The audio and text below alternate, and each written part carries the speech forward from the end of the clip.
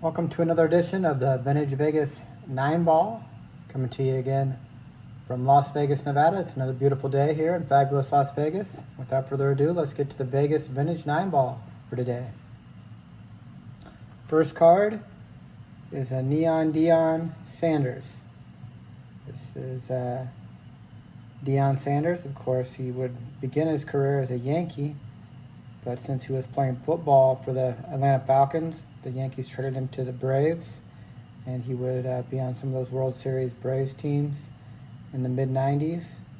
And here he is next to the batting cage, Braves uniform. I like these upper deck cards. They have another picture on the back.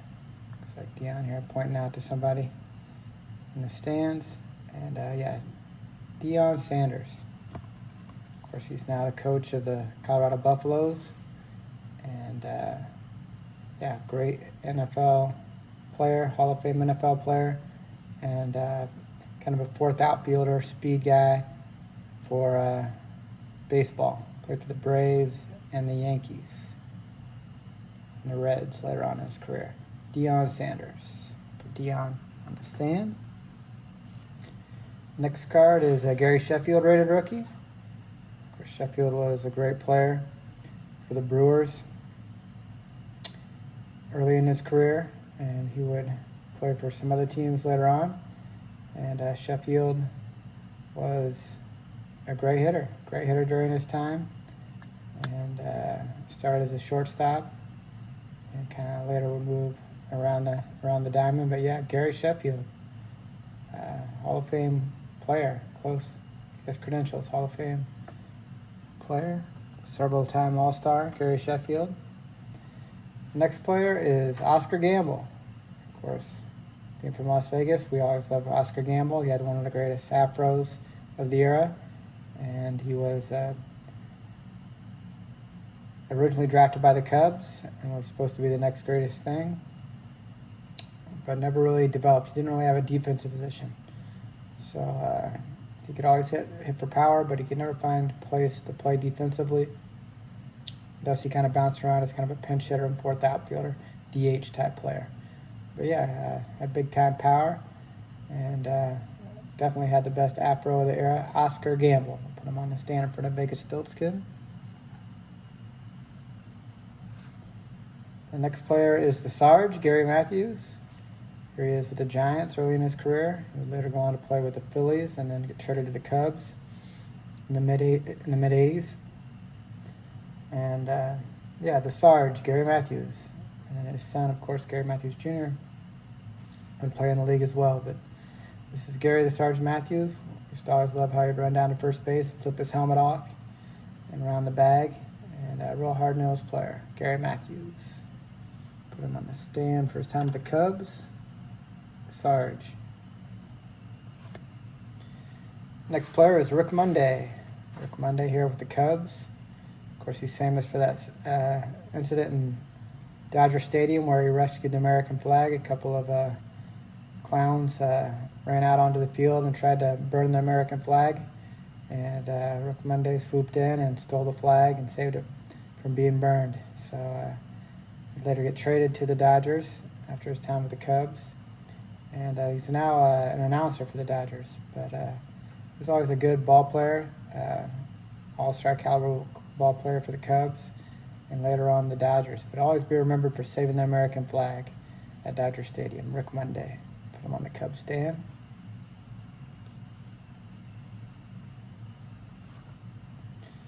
Next card is a Tim Raines. Tim Raines, this is an early in his career where he was among the leaders in stolen bases every year. Usually led the National League when Rickey Henderson led the American League in stolen bases. He is a Hall of Famer, Tim Rock Raines, and good ball player, switch hitter, and several-time All-Stars throughout the 80s for the Expos. Later played for the White Sox and several other teams. Put him on a stand over Chef. Next card's Ken Hawk Harrelson. Looks like somebody crumpled this one up and like the Hawk. Here he is with the Indians. I believe he came up originally with the A's, the Kansas City A's, and was traded to Boston, where he was a very popular player in Boston. And then he was traded to the Indians in the early 70s before Hawk, believe it or not, gave up baseball to try to pursue a professional golf career. In fact, Hawk, I believe, actually made the cut at the British Open at one point in his career, golf career. But then he went on to be an announcer for the White Sox. I guess he started with the Red Sox and then moved over to the White Sox as an announcer, and I always loved listening to him.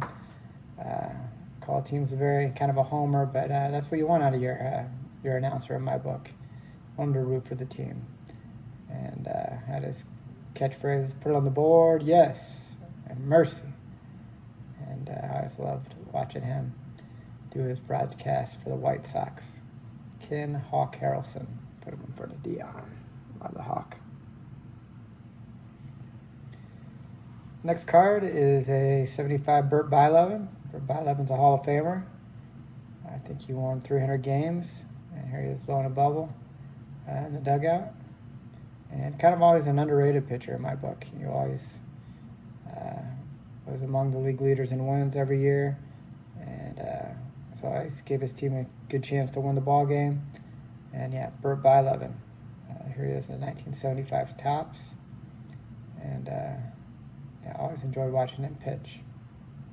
I think originally from the Scandinavian countries, if I remember correctly. He was born there, and then his family moved to the United States, in California, and he became a pitcher. Bert Blyleven, Hall of Fame pitcher. And last but not least, the last of the Vegas 9 today is Manny Ramirez, Manny being Manny. Here he's first-round draft pick. This is rookie scorecard for the Indians.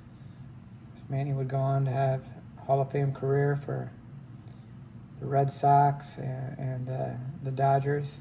I don't think he's actually been elected into the Hall of Fame because he was linked to steroids along with a lot of guys from this era. But yeah, Manny Ramirez, one of the best hitters if you watch him play.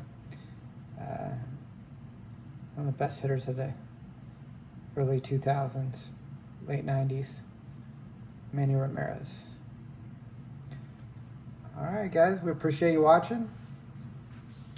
Take care, and God bless.